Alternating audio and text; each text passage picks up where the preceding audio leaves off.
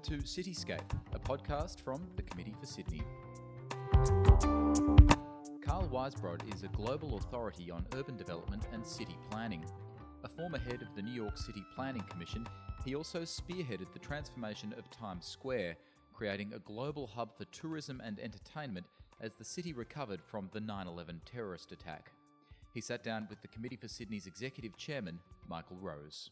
I wonder if we can start by me asking you just to describe what the New York City Planning Commission is and how it fits into the governance structure of New York City. So the New York City Planning Commission oversees all elements of planning, zoning, long-range planning for the city. It determines where capital funds can be invested, where the city can invest capital funds. It has to approve where, when the city is disposing of real property. It determines whether zoning changes can be made. So it has a wide range of influence over the land use of the city of New York and a good amount of influence over how the city spends its capital dollars. It is an agency, it is a commission that is controlled by the mayor. We have a very strong mayor system in New York, but it also includes representatives on the commission from other elected officials. So while the mayor has a majority, the other major elected officials of the city, the 5 borough presidents and the public advocate of the city, each have a representative as well. But my involvement in city government until now, until my role as chairman of the City Planning Commission, was really in other capacities. I was overseeing Times Square for the city and the state of New York. I was the first president of the city's Economic Development Corporation. I ran the largest business improvement district in the city. And as a private applicant, I brought matters before the Planning Commission. So I've worked with the Planning Commission in a variety of roles. But the Planning Commission, I think, has reflected a fundamental strategy of New York that goes back a very long time, really since its birth, which is that this is a city of growth. And unlike most cities, we believe in as-of-right development. We create a zoning resolution, we create the rules, and then as long as property owners follow those rules, they can build and don't have to come back to the Planning Commission. What happens generally is that the city, for various reasons, want to change the rules, and so it has to go through an elaborate process, generally led by the Planning Commission, to do that.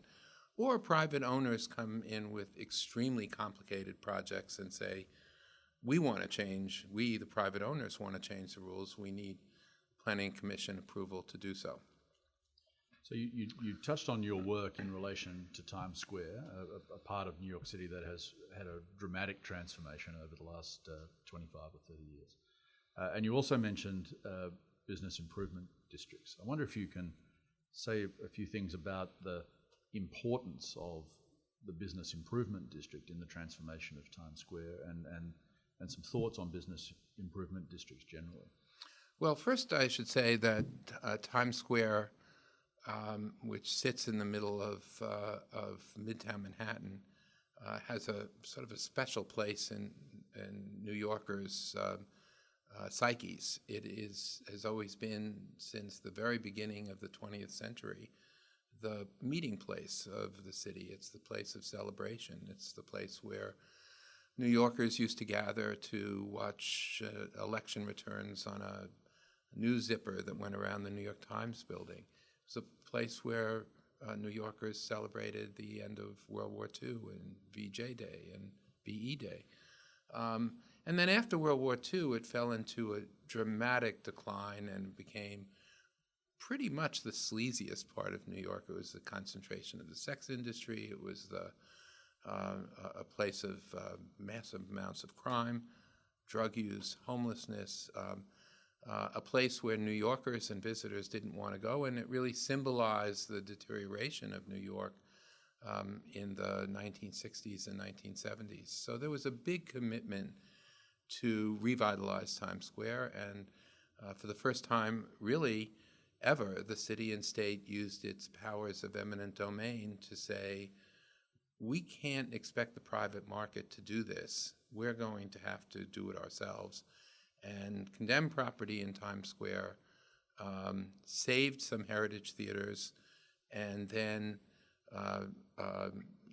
put out competitive bids for developers to build new office buildings, a new hotel, and make Times Square into what it is today. And it's now a symbol of really the revitalization of New York. Its role goes way beyond Times Square itself. And it opened up a whole vast area west of Times Square to development that wouldn't have happened otherwise. But to manage all of this, we couldn't rely simply on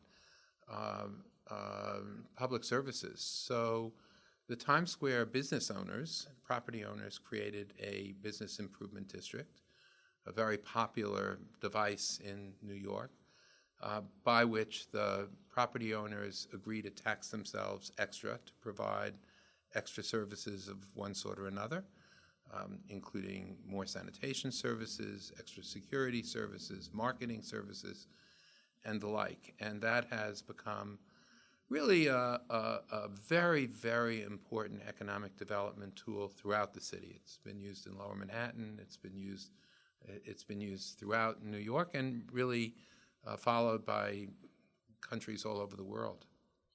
Some critics of business improvement districts or of the kind of zoning that you see in a place like Canary Wharf or Barangaroo here in Sydney criticise what they call the privatisation of public space through that those kind of mechanisms. What's your response to that criticism? Do you worry about that, or do you see that as a valuable mechanism for moving things forward? Well, I certainly worry about the privatization of public space. I don't think public space should be privatized, and I think business improvement districts should be used to assure that public space is not privatized but opened up and made safe and comfortable and attractive for not only the people who work in an area, not only for the property owners, but for visitors as well. One of the reasons I've never been in favor of extending this concept to residential districts is because residential districts do tend to privatize themselves, and they don't want visitors. They want to live in a degree of seclusion. And so I don't think it's a concept that I think is desirable for residential districts, but I think it's highly desirable for commercial districts. And I think the attraction of them is not just that they help open up and maintain public spaces, but that each one is really different and serves that particular area and has its own personality, really. A significant issue for us here in Sydney at the moment is housing affordability, and I know that's something that New York City's been grappling with for a long time. Can you say a little bit about some of the initiatives that were brought in during your tenure as chairman of the Planning Commission, and in particular the inclusionary zoning targets that were set? Yeah, so I think all successful cities now have real affordable housing challenges, and mainly because they've been so attractive. So we know that now talent follows, business follows talent. Talent doesn't follow business. So the strategy of New York has been, how do we attract people? Because we know that if we attract people of talent, then we will attract businesses. And that's been a successful strategy. But one of the consequences of that is that that has bid up housing prices. There's no question about it. And the people who have lived in the city for a long time, particularly the poor, particularly the working poor, have found it much more difficult to find affordable housing. And so New York City has really stepped up and has made a commitment to now to provide 300,000 units of affordable housing over 12 years. We're way ahead of schedule on that. A lot of that is due to housing subsidies for land and for construction. But another tool that we've used is mandatory inclusionary zoning. So every time we create or upzone a neighborhood and create more capacity for a property owner, we require in that neighborhood that 25 to 30% of the housing in that neighborhood must be affordable. Affordable generally to people, really to the working and lower middle class wage earner. And that's been very successful. Property owners don't always like it, but on the one hand, they are getting capacity to build much more than they could have otherwise. And on the other hand, we, the city, are getting some relief for the affordable housing challenges. An important element of it is that the affordable units are affordable forever. And so even as a neighborhood gets better, it acts as a cushion to keep a middle class, lower middle class, wage earning families in place. And that's an important element of it. It's very forward looking in that respect. Presumably upzoning the 5 districts that you were involved in upzoning wasn't a straightforward thing. You probably didn't have the capacity of Robert Moses just to decide things were going to happen and cut great chunks out of the city. How do you go about change at that scale, and what's the important ingredient? You know, I think it's very challenging. I think it's challenging everywhere because neighborhoods are resistant to change. To some extent, they're resistant to change for good reasons. To some extent, they're resistant to change for not so good reasons. To some extent, they just are fearful of the unknown. So we have made it a commitment to at least try to deal with known fears and the legitimate concerns that neighborhoods have.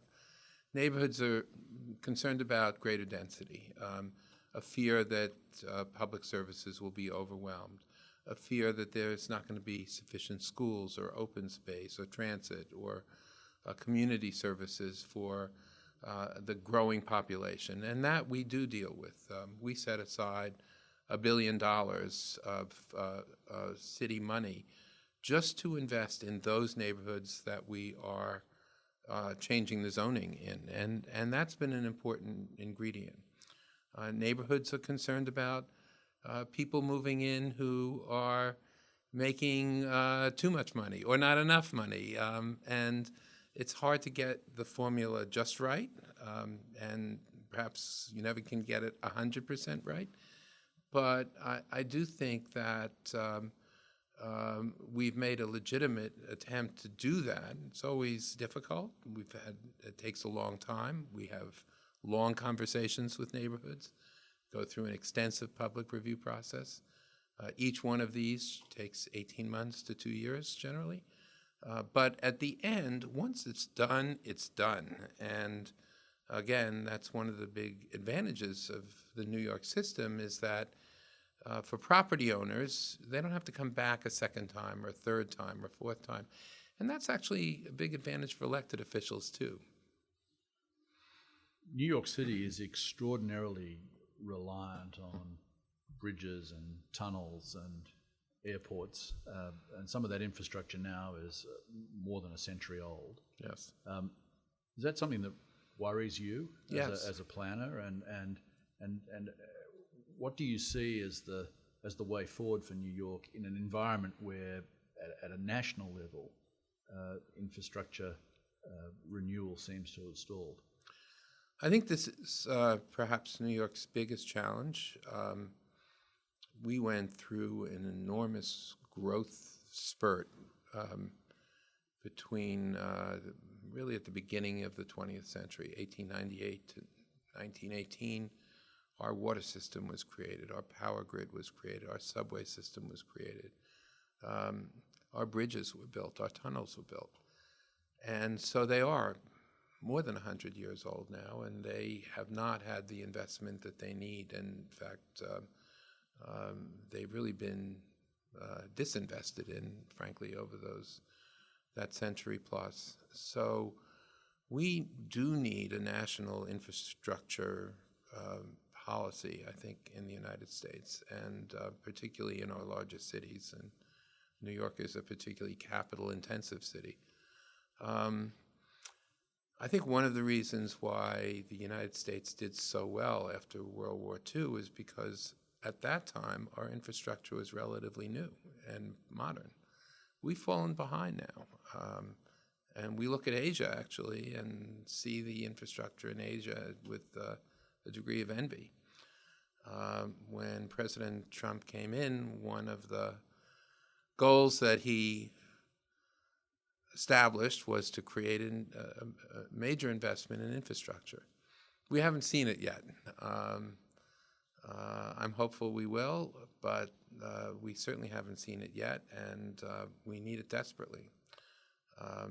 There's right now 2 tunnels under the Hudson River that provide train access up and down the Northeast Corridor, the economic engine of the country. Those tunnels are over 100 years old and need a lot of work, and if even one of them goes out of commission for a while, train traffic along that route will be paralyzed. So we need a new tunnel. That's probably the most important infrastructure investment in the country right now, and I don't think we haven't seen yet evidence that that's going forward, and that's really essential.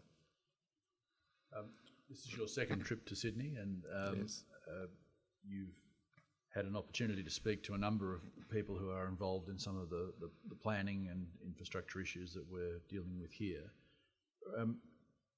Are there any particular lessons from New York City that you think are lessons that Sydney might care to pay attention to?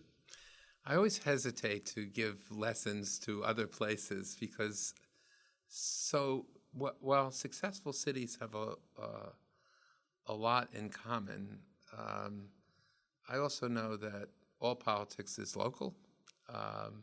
Dynamics of all places are local. I think what I say is that I look at a city like Sydney. It's extraordinarily beautiful city, and it's one of the most livable cities, if not the most livable city in the world. And maintaining that while continuing to grow and be the economic engine of the country as it is really the challenge. And I think that requires, just going back to one lesson that I think we've learned, is that it really does require an ability to keep and retain talent. And that means providing housing at all levels of affordability, while at the same time maintaining a quality of life that assures that talent will want to be here. And that's always the balancing act. It's one of the reasons that I do the work I do, because it's exciting, it's challenging, and it's very rewarding when you get that balance just right. So, looking back over your career in public life and private practice, what's the thing you're most proud of? What's the thing you most like your career to stand for? I think I'm always going to be remembered for Times Square, because I think that's such an iconic place in New York. So that's certainly, I devoted 15 years of my life to Times Square, and there's a lot that I've done that I'm really proud of, but I think Times Square is probably what I'll be remembered for. If I get remembered for anything, who knows?